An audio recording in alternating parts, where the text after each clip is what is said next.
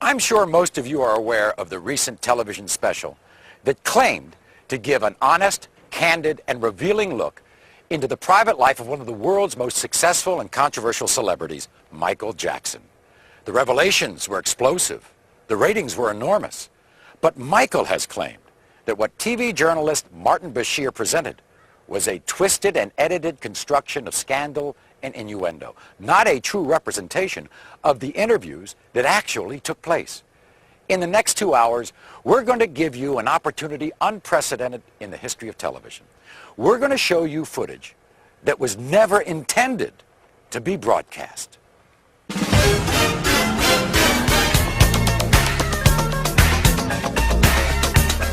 Tonight, the private video from Michael's own cameras. Cameras that shot the Michael Jackson interview. The footage you were never meant to see. As much as I do not speak about my family, I will. Right now. For the first time, Michael's ex-wife speaks out in public. My kids don't call me mom because I don't want them to. You'll find out what really happened during the astonishing incidents with his children in Germany.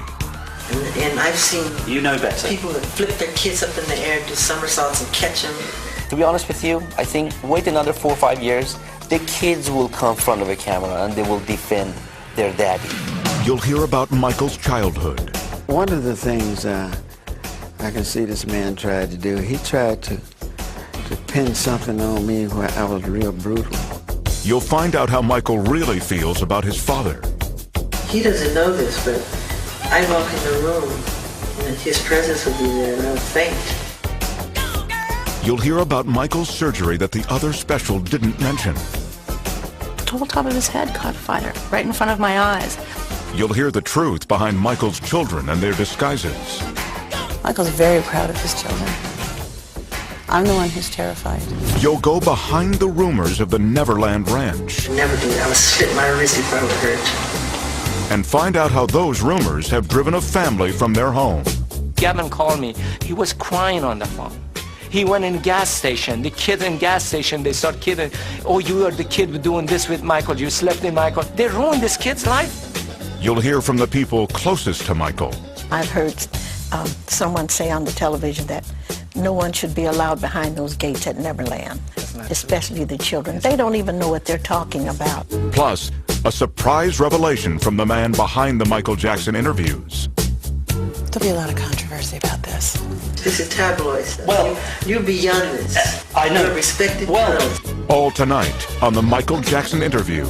The footage you were never meant to see. Hosted by Maury Povich. With Mr. Bashir's full knowledge, Michael had his own behind-the-scenes camera documenting the major interviews. The quality of the audio and video may be a bit raw at times, but it will enable you to see and hear the interviews as they actually happen, and will allow you, the viewing audience, to draw your own conclusions. And while Michael Jackson has provided this footage to us, he has absolutely no control over the editorial content of this program. But who is Martin Bashir? And how did he get an exclusive interview with one of the most reclusive pop stars the world has ever known? In 1995, this little-known British journalist caused an uproar when his sensational interview with Princess Diana revealed details of her extramarital affair. Since then, he has scored interviews with some of England's most notorious newsmakers, becoming somewhat of a celebrity himself. Martin, quick word for the evening news. His interview with Jackson was, as he put it, a request to show me the real man, but show me everything, make nothing off limits. Michael agreed, and the first interview was scheduled for the summer of 2002. In these photos of one of Bashir's interviews with Jackson, you can see the camera that captured the footage you were never meant to see. It's mounted right there on the light stand. This is the view it was capturing at the last interview. And this is the shot from the very first interview at Neverland. The man adjusting the lens. Now this is on. Okay, so can we have silence in the house? Yeah. Is Jackson's own documentary cameraman. Well, I just wanted to clarify that it was not a secret video. Because right now they're saying that we were secretly videotaping him, but that's not the truth. Mr. Bashir saw me, hooking up the camera, And, you know, everybody saw the camera out there and we were just rolling it. We usually do documentary on every, you know, things that Mr. Jackson does. Do you think that your success has actually made people turn against you? The bigger the star, the bigger the target. And the more popular I became, the more rumors that were created, which none of which were true. I mean, the moment I started breaking the all-time records of the biggest selling albums of all time, they called me weird overnight, strange, wacko. You know, they said I'm a girl, homosexual. He wants to buy the Elephant Man bones. He sleeps in a hyperbaric chamber. None of that stuff is true. All completely made up. I've seen where it's you all sleep. a lie. I've seen where you sleep, Exactly. and it's not a hyperbaric chamber. I sleep in a bed. I mean, people would be so surprised how normal and simple the way I live. Most people would have a very hard time thinking Michael Jackson's life was normal or simple.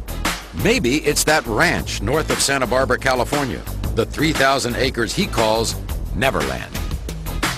Neverland is an extraordinary, a breathtaking, a stupendous, an exhilarating, an amazing place. I can't gather together words to describe Neverland. What inspired you to make a home like this? What inspired me? It was so easy because it was me being myself, creating things that I love. And what I love, kids happen to love, or the child that lives inside the adult happens to love. You know, it is so easy because I'm just putting behind the gates everything I never got to do when I was a kid. Tell me why, is it so? Don't wanna let you go. I never can say goodbye, girl. Do you have regrets about the way your life has been? Somewhat. And what do you regret?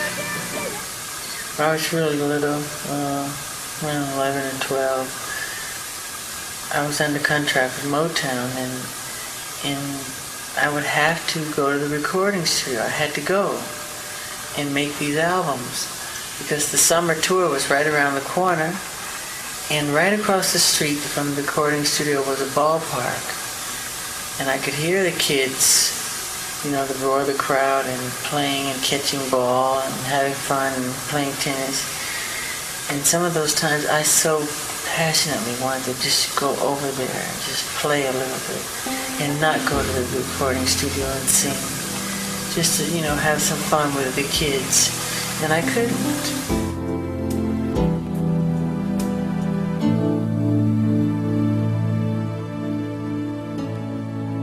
People say, why is he always with children? Well, I was raised in a world with adults. When kids were playing in bed sleeping at night, I was up doing clubs. I was doing club dates, 3 in the morning. The striptease would come on after us. You know, we were performing.